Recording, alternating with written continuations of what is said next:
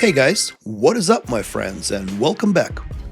I hope my video finds everyone well and in good spirit. So today I want to talk about possibly the easiest and the lowest effort way of making gold in the World of Warcraft. A way to make hundreds if not thousands of gold without even as much as leaving the capital city. That's right, without killing a single mob, without farming anything, without even leaving the town gates. And no, we're not going to be talking about persuasive ways of begging for gold in trade chat, no. See, I was debating if I even should record this and release this video, as this method is so obvious and easy, but after asking and talking to many different players, I realized that only a fraction of player base is actually using this to generate gold on everyday basis. So this may come as common knowledge to you, maybe forgotten and neglected knowledge. Or perhaps you have not thought of it in a way of making gold.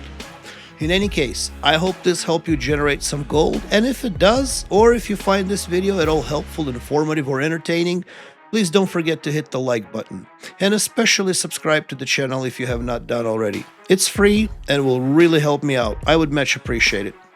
Also, I am always thankful for feedback, positive or negative. Let me know what you think in the comments. I read and reply to every single comment. Thank you so much. Anyway, the way to make gold is, like I said, very simple, but it does require a little bit of an investment. In other words, you have to have some gold to make more.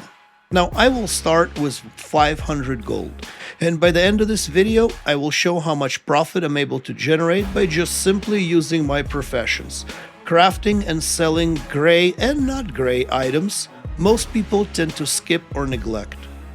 See, most people who craft and sell items often focus on the most in-demand and high-end recipes that often sell at a tiny margin, while gray and uncommon items can yield the most profit. Many players ignore the professions altogether. Anyway, first and foremost, we want to begin the fresh scan of the auction house. For this, I recommend an add-on called Auctionator, or if you really want to get into auction house details, the Trade Skill Master or TSM add-on is best. Now, TSM is by far the most advanced auction house add-on that will not only scan and remember going price for every item, but also tell you how much of each item sold per day and the history of the going price. But for the basics, Auctionator will do, which is what I will be using for the sake of keeping it simple. So all you gotta do is browse every single recipe you're able to craft and compare the cost of making the item versus the selling cost. Once you find something lucrative, check specifically for that item. What to look for and to consider is the usefulness of that item and the quantity of the items sold. Now, if you have TSM, check the price history and moving average to ensure the price is not an anomaly. I mean, overall, use your common sense. If it is a consumable item that is used in raids, or an item that is required for a quest, it'll sell, and it'll sell for a good price. Or if it's an item that just doesn't circulate a lot or no one else is selling, that doesn't mean it'll sell regardless of the amount margin of profit. So always keep that in mind. Now, this is possible with every non-gathering profession except enchanting. But it works best with engineering, jewel crafting, alchemy, and cooking. So as you can see, I am scanning my full list of what I can craft, looking for items with largest profit margin between crafting cost and the amount the item is selling for right now. Now, there is some risk involved and prices do change, and as long as you don't buy or craft something ridiculous and lavish that just doesn't sell at all, like this rifle here for example, you should always end with the profit. If item is expensive to craft but there's only one or two of them for sale, I usually avoid that item. Means there's little to no demand for it. Unless it is in such high demand that it literally completely sold out. That's where your common sense should guide you in determining which case it is. Also, the more you do this, the more familiar you're going to be with what is selling for what and what is not selling. Now, also be careful when buying materials. As you can see here, I bought all of the mats for these rings, except the demonic rune that cannot be bought and is bind on pickup. It's a drop only. and I didn't realize it until I bought all the items before that, so be careful.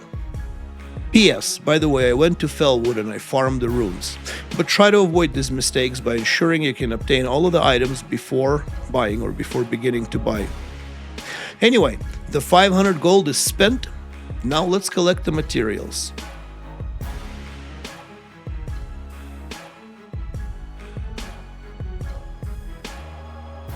That is a lot of materials.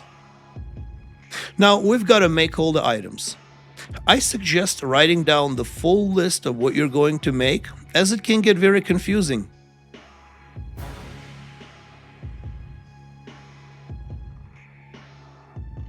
All in all, it took me about 45 minutes to purchase everything, craft, and place all the items on sale on the auction house.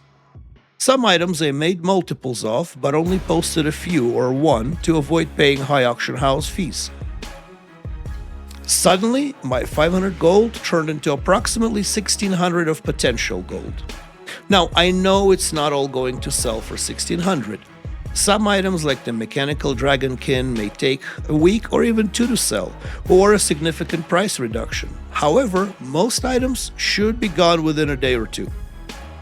I predict that in 3 days I will have over 1,000 gold cash and still have some items left over that I will just mail to my bank to be posted for sale along with all other stuff that all my alts come across in their adventures. So while I was recording this, and it's been less than an hour since I posted the items, as you can see, 166 gold is already sold in under an hour. Now let's take a look at how much is sold by day 2.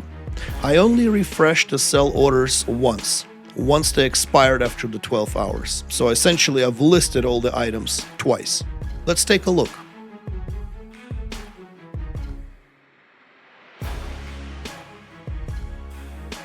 Now, some items had to be reduced in price.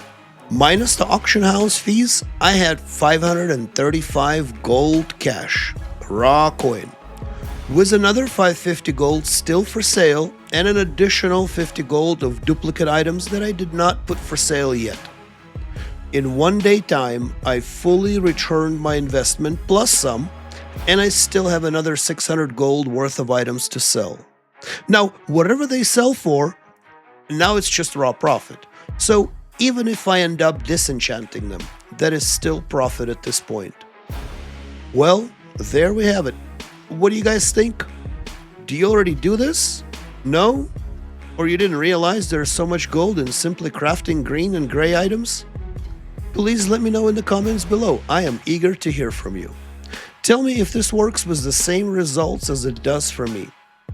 And on that note, I thank you all for watching, and I will see you all in the Outlands. Good night.